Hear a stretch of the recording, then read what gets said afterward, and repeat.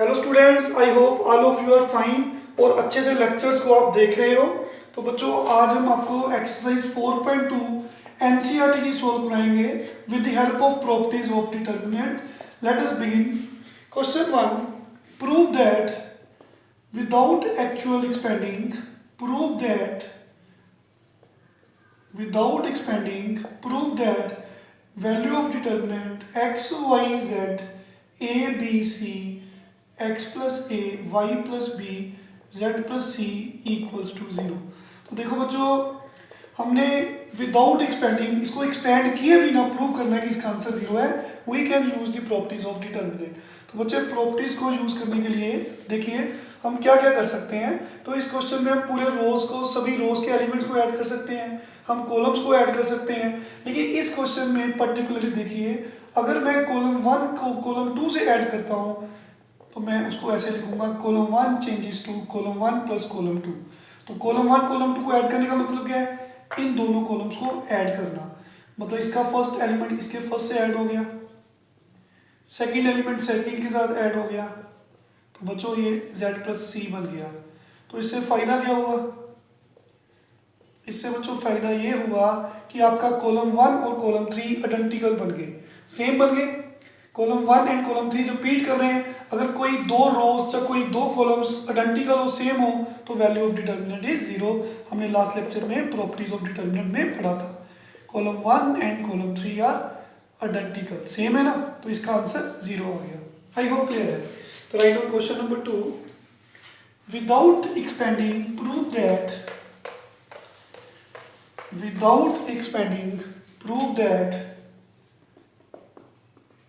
determinant a minus b, b minus c, c minus a, b minus c, c minus a minus b, c minus a minus b and b minus c equals to 0। तो बच्चे, again without expanding, expand किए बिना prove करो कि determinant की value 0 है। We can use the properties of determinant. तो सबसे पहले ट्रायल होता है कि हम रोज को ऐड करके देखते हैं कि फायदा हो रहा है कि नहीं हो रहा। देखिए, क्वाइट ऑब्वियस इस क्वेश्चन में अगर आप इन तीनों एलिमेंट्स को ऐड करके देखो, ये b से b कैंसिल हो रहा है, ये c से c कैंसिल हो रहा है, ये माइनस a से प्लस a कैंसिल हो रहा है। अगर मैं ऐसे हॉरिजॉन्टली ऐड करता हूँ, तो हॉरिजॉन्टली ऐड करने का मतलब क्या होता है? रो वाइज ऐड करना। अगर मैं तीनों रोज को आपस में ऐड करता हूँ तो मैं लिखूंगा R1 plus R2 plus R3। वो सभी कहाँ पे ऐड हो रहे हैं? मान लो कि R1 में चेंज हो रहे हैं, तो R1 changes to R1 plus R2 plus R3। तो बच्चे, मैंने R1 R2 R3 इनको ऐड करना है, तो ये सभी के फर्स्ट एलिमेंट्स ऐड होंगे, फिर सभी के सेकंड एलिमेंट्स ऐड होंगे, इन the same way third elements add होंगे। अगर मैं इन तीनों को ऐड करूंगा तो देखिए माइनस बी और प्लस बी कैंसिल हो रहे हैं, माइनस सी के साथ ये सी कैंसिल हो रहा है, ए के साथ माइनस ए कैंसिल हो रहा है। इनको ऐड किया तो 0 आ गया। तो बच्चे, R1 R2 R3 को ऐड कर रहा हूँ, फर्स्ट तीनों के फर्स्ट एलिमेंट्स को ऐड किया, 0 आ गया। अब तीनों के सेकंड एलिमेंट्स को आप प्लस करके देखिए, ये C से C कैंसिल हो रहा है, माइनस A से A कट रहा है, माइनस B से B कट रहा है, तो 0 आ रहा है। इन द सेम वे ये भी 0 आ रहा है। तो आपने रो 2 को सेम रखना है, रो 3 भी एज इट इज रहेगा। तो हमने लास्ट लेक्चर में पढ़ा था कि अगर किसी भी डिटर्मिनेंट का पूरी रो 0 है, मतलब if all the elements of any row are 0, value of determinant is 0। अगर आपके पास पूरी रो के एलिमेंट्स 0 हैं, जब पूरी कॉलम के एलिमेंट्स 0 हैं, तो आप उस डिटर्मिनेंट की वैल्यू 0 लिखोगे। क्या नाम था इस प्रॉपर्टी का? All 0 element. आप लास्ट लेक्चर में देखेंगे, उसमें मैंने ये एक्सप्लेन किया था। तो आप यहाँ पे लिख सकते हो, रीजन क्या है? Because the value of determinant is 0 if all the elements of any row oblique column are 0। ठीक है, आपने एक्सपेंड तो करना नहीं है, तो आपको यहाँ पे प्रॉपर मेंशन करना पड़ेगा कि हमने ये प्रॉपर्टी यूज की है। आप ये लिखोगे, because the value of determinant is 0 if all the elements of any row oblique column are 0।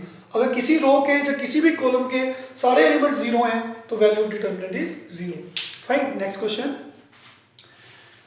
Without expanding prove that, question number 3, without expanding prove that determinant 2, 3, 5, 7, 8, 9, 65, 75 and 86 equals to 0। तो देखिए बच्चों, तो we can't expand this determinant, पर हम properties use कर सकते हैं। याद करिए मैं एक इनवेरियंस प्रॉपर्टी थी, अगर मैं सपोज करो, देखो अगर मैं इसको 9 से मल्टीप्लाई करता हूँ तो कितना रहा है 63, फिर इसमें प्लस करता हूँ तो 65 बन रहा है। इसको 9 से मल्टीप्लाई करता हूँ तो 72 प्लस 3 75 बन रहा है। तो इसको 9 से मल्टीप्लाई कर रहा हूँ 81 प्लस 5 86 बन रहा है। तो इसका मतलब मैं क्या कर रहा हूँ, कॉलम 2 को 9 से मल्टीप्लाई कर रहा हूँ, फिर मैं कॉलम 1 में ऐड कर रहा हूँ। तो ये कौन सी प्रॉपर्टी है, लास्ट लेक्चर में बताया था, इनवेरियंस प्रॉपर्टी। किसी भी कॉलम को चेंज कर सकते हैं by adding to it the multiple of another column और रो। देखो हम कॉलम 1 को चेंज कर रहे हैं, कॉलम 1 प्लस 9 टाइम्स कॉलम 2। इसी तरह किसी रो को भी चेंज कर सकते हैं, row plus multiple of some another row. तो बच्चे देखिए क्या किया मैंने, कॉलम 1 को चेंज किया, इसको 9 से मल्टीप्लाई किया, 63 प्लस 2 65, ये कितना आ गया 72 प्लस 3 75, 81 प्लस 5 86। इसका फायदा क्या हुआ, इसका ये फायदा हुआ कि कॉलम 1 और कॉलम 3 आइडेंटिकल आ गए। तो इसका आंसर कितना है 0। ये कौन सी प्रॉपर्टी थी, रेपिटेशन प्रॉपर्टी। वो क्या थी कि अगर कोई दो कॉलम्स, जब कोई दो रोज अगर सेम है तो उसकी वैल्यू ऑफ डिटरमिनेंट 0 होता है। तो यहाँ पे क्या लिखेंगे, because column 1 and column 3 are identical. तो this is answer, fine. Question number 4, prove that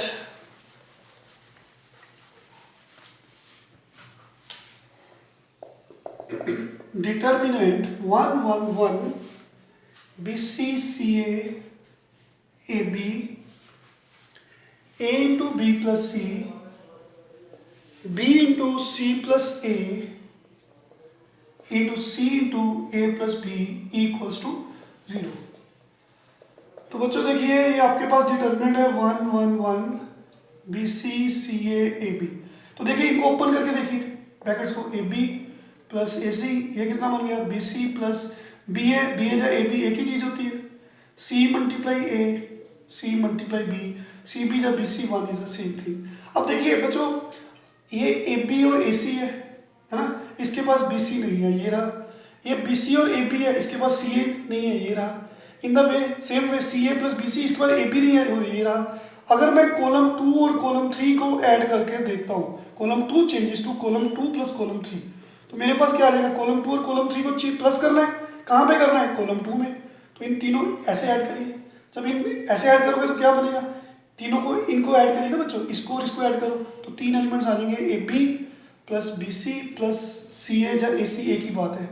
इसी तरह अब इनको ऐड करिए, क्या आ रहा है देखिए, a b b c plus c a.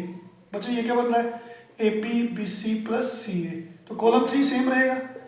तो इससे फायदा क्या हुआ बच्चों ऐसे करने से, इससे ये फायदा हुआ कि पूरे कॉलम 2 में a b plus b c plus c a नजर आ रहा है हर एक एलिमेंट के पास। तो आप a b plus b c plus c a second column में से कॉमन ले सकते हो। ए बी हमने ये कॉमन ले लिया तो क्या बचा 1 1 1। अगर ये बाहर चल गया तो ये 1 बच गया, ये भी 1 ये भी 1। क्योंकि हमने लास्ट लेक्चर में आपको बताया था कि कोई भी कांस्टेंट जो होता है, जैसे यहाँ पे लाइक अगर सपोज इसको मैं अंदर लेके जाऊंगा तो मैट्रिक्स में क्या होता है कि कोई भी कांस्टेंट जो है मैट्रिक्स के सारे एलिमेंट के साथ मल्टीप्लाई होता है, लेकिन डिटर्मिनेंट में अगर वो कांस्टेंट अंदर लेके जाना है तो उसको सिर्फ किसी एक रो के साथ मल्टीप्लाई होने की परमिशन है, या किसी एक कॉलम के साथ वो मल्टीप्लाई हो सकता है। अगर मैं a b plus b c plus c a को अंदर लेके जाऊंगा तो वो कॉलम 2 के साथ जब मल्टीप्लाई हो गया तो ये सेम चीज आ जाएगी ना बच्चों। तो फिर इसी तरह यहाँ से बाहर आ गई। तो इससे फायदा क्या हुआ, इससे फायदा ये हुआ कॉलम 1 और कॉलम 2 आइडेंटिकल आ गए। अगर कोई दो कॉलम्स जब कोई दो रो सेम है तो वैल्यू ऑफ डिटर्मिनेंट इज 0। तो इसका आंसर क्या आ गया, a b plus b c plus c a multiply 0, answer is 0। इसका रीजन क्या लिखोगे, बिकॉज क्या लिखोगे बोलो, column 1 and column 2 are identical. Clear सभी को? Okay, question number 5, very important question, ये पेपर में भी बच्चों आ सकता है।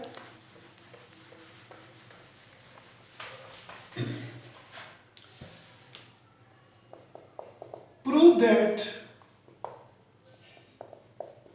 determinant b plus c, c plus a and a plus b, q plus r plus p, p plus q.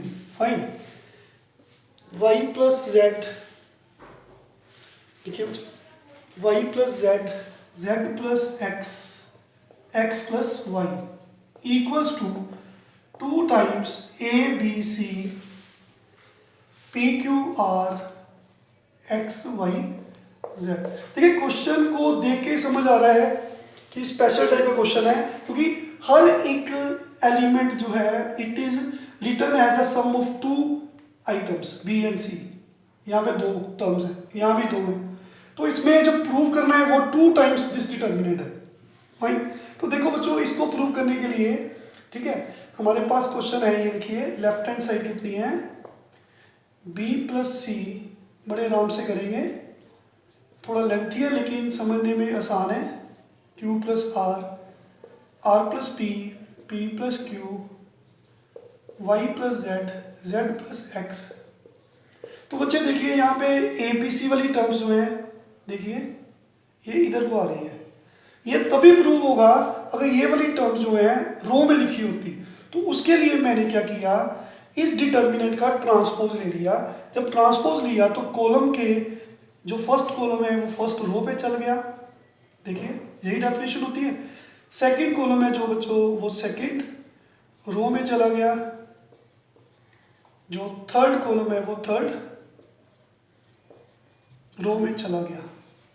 ये कौन सी प्रॉपर्टी थी? Because determinant of a is same as determinant of a transpose. First property reflection property, interchanging rows and columns do not change the value of determinant. अब यहां पे ऐसे लिख लेना, interchanging rows and columns, interchanging rows and columns do not change the value of determinant. First property जो last lecture में समझाई थी रिफ्लेक्शन प्रॉपर्टी, तो हमने क्या किया, देखो इसको इसके बाद प्रूफ करना ना बच्चों. तो यहाँ पे जो एबीसी की टर्म्स है कॉलम में, अगर आप उसको रो में लिखोगे तभी ये प्रूव होगा. इसलिए मैंने रो में लिखने के लिए मैंने प्रॉपर्टी 1 लगा दी कि interchanging rows and column do not change the value of determinant. अब हमारा क्वेश्चन शुरू होएगा. देखिए तो बच्चे हमने ये प्रूव करना है. देखिए हाँ जी, तो बच्चे ये वाला जो है, हम इसके फर्स्ट कॉलम को देखो. फर्स्ट कॉलम में क्या है, 2 एलिमेंट्स हैं. ठीक है, इन 2 एलिमेंट्स को देख के आप 2 डिटर्मिनेंट में इस पूरे डिटर्मिनेंट को सम को एक्सप्रेस कर सकते हैं. कैसे? देखिए ये प्रॉपर्टी पढ़ी थी आपने लास्ट लेक्चर में, सम प्रॉपर्टी. आप सेकंड और थर्ड को मत ट्रीट करिए, अभी इसको एज इट इज रखिए. फर्स्ट कॉलम में आपके पास 2 एलिमेंट्स हैं, तो अगर 2 एलिमेंट्स हैं तो आप इस डिटर्मिनेंट को 2 डिटर्मिनेंट में एक्सप्रेस कर सकते हैं. अगर 3 एलिमेंट्स होते हैं तो 3 डिटर्मिनेंट में एक्सप्रेस कर सकते हैं. तो लाइक ये b plus c, q plus r and y plus z. तो कैसे किया बच्चों, पहले first element b q y, सिर्फ फर्स्ट कॉलम को देखना है. सेकेंड कॉलम और third column as it is रखो, c plus a, r plus p, z plus x. ये कितना है, a plus b, p plus q, x plus y. तो बच्चे प्लस क्या आएगा, हमने फर्स्ट कॉलम में 2 एलिमेंट्स को देखा तो आपने इस डिटर्मिनेंट को 2 डिटर्मिनेंट में एक्सप्रेस कर दिया. हम एक्सप्रेस कर सकते हैं ना एंगल प्रॉपर्टी, सम प्रॉपर्टी. तो वो क्या है, ये फर्स्ट एलिमेंट फर्स्ट डिटर्मिनेंट को दे दिया, सेकंड एलिमेंट सेकंड डिटर्मिनेंट को दे दो. कितना आ गया, सी आर जेड. बाकी कॉलम 2 और कॉलम 3 सेम रहेंगे, c plus a, r plus p, z plus x. हाँ जी बच्चों, a plus b, p plus q, x plus y. तो देखिए अब हमारे पास ये डिटर्मिनेंट इन 2 डिटर्मिनेंट की इक्वल है. जैसे आपने फर्स्ट कॉलम को तोड़ा, अब सेकंड कॉलम को तोड़िए. तो सेकंड कॉलम में आपके पास 2 आइटम्स हैं. तो अब इस वाले डिटर्मिनेंट को आपने 2 डिटर्मिनेंट में एक्सप्रेस करना है. लाइक फर्स्ट कॉलम और थर्ड कॉलम सेम रहेंगे. फर्स्ट कॉलम और थर्ड कॉलम देखिए बच्चों सेम रहेंगे.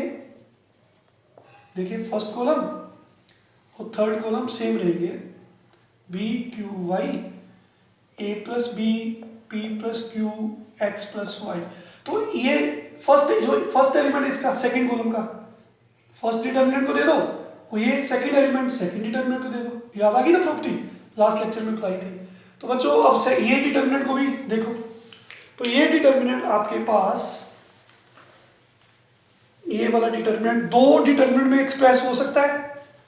अब इसके सेकंड कॉलम को देखो, प्लस देखिए मुझे first element first column same रहेगा, फर्स्ट और थर्ड सेम रहेंगे, प्लस क्या आएगा बच्चों बोलो, फर्स्ट और थर्ड सेम रहेंगे, a plus b p plus q x plus y. तो यहाँ पे कितना आएगा, ये फर्स्ट एलिमेंट इसको दे देंगे सी आर जेड, और सेकंड एलिमेंट यहाँ पे दे देंगे। आई होप समझ लगी सबको ना, ए पी एक्स। ओके, तो देखिए ये तो, अब इसमें थर्ड कॉलम को एक्सप्रेस करिए, फर्स्ट कॉलम और सेकंड कॉलम सेम रहेगा, फर्स्ट कॉलम और सेकंड कॉलम सेम रहेगा, फर्स्ट कॉलम। सिर्फ ये डिटरमिनेंट को देखिए, b q y c r z. फिर ये फर्स्ट एलिमेंट इसको दे दीजिए ए पी एक्स, ये किसको देंगे इधर। क्लियर हो गया सबको। तो बच्चे इधर सेम में देखिए, प्लस अब इसको देखिए। अच्छा ये तो खत्म हो गया, बता सकते हो क्यों खत्म हो गया, क्योंकि column 1 and column 3 are identical, ये सेम है ना दोनों, ये छोड़ दो, खत्म हो गया। अब यहाँ पे देखिए, ये थर्ड कॉलम को ब्रेक करिए, कैसे ब्रेक करोगे, ये देखिए b q y a p x, देखिए यहाँ पे क्या आएगा ए पी एक्स प्लस, बोलो बच्चों बी क्यू वाई, फिर क्या आएगा ए पी एक्स, यहाँ पे क्या आएगा बी क्यू वाई। क्लियर सभी। अब ये रह गया, तो ये अभी एज इट इज रख लेते हैं, नेक्स्ट स्टेप में तोड़ते हैं, यहाँ पे जगह कम है, तो यहाँ पे ये थर्ड कॉलम ये एज इट इज अभी रखो, नेक्स्ट स्टेप में करते हैं c r z a p x कितना है a plus b p plus q and x plus y, इसको एज इट इज रखो। अब देखिए यहाँ पे ये खत्म हो गया बच्चों, क्यों खत्म हुआ, कोई column 1 and column 3 are identical.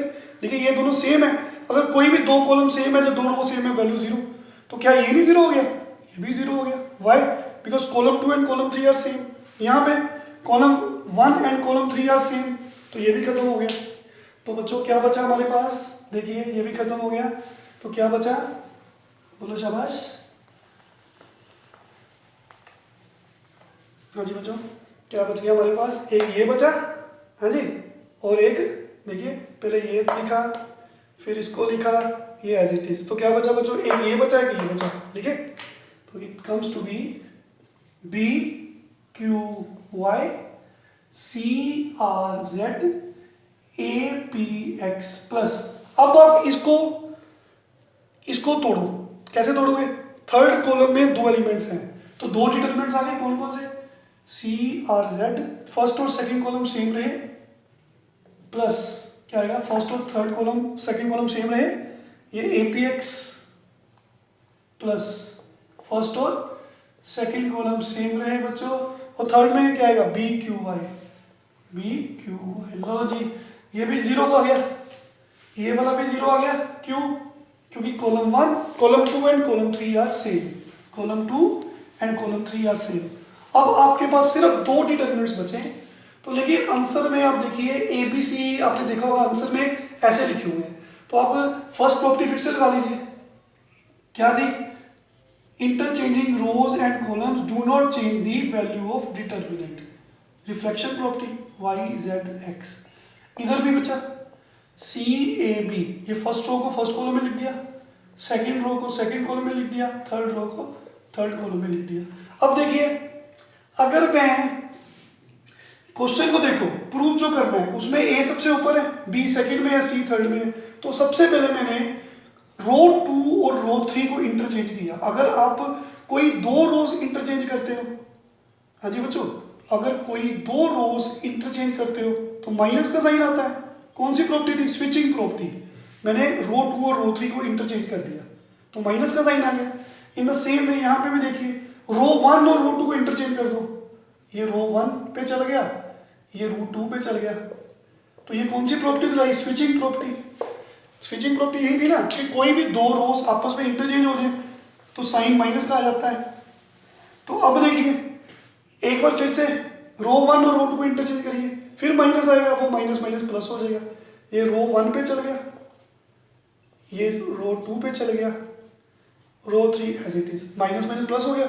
In the same way second row और थर्ड रो को इंटरचेंज करो, स्विचिंग प्रॉपर्टी, फिर माइनस आ गया, माइनस माइनस प्लस। ओके, समझ लगी सबको? तो देखिए अब दोनों सेम है, दोनों सेम है, ये और ये डिटरमिनेंट सेम है, तो हम कह सकते हैं 2 टाइम्स डिटरमिनेंट आ गया। तो देखो बच्चा हमारा क्वेश्चन प्रूव हो गया। तो थोड़े से टेक्निकल क्वेश्चन है जो प्रैक्टिस के साथ आएंगे। तो आज हम इस लेक्चर में इतना ही करवाएंगे, नेक्स्ट लेक्चर में हम आगे इसको प्रोसीड करेंगे। तब तक आप प्रैक्टिस करिए। Thank you very much.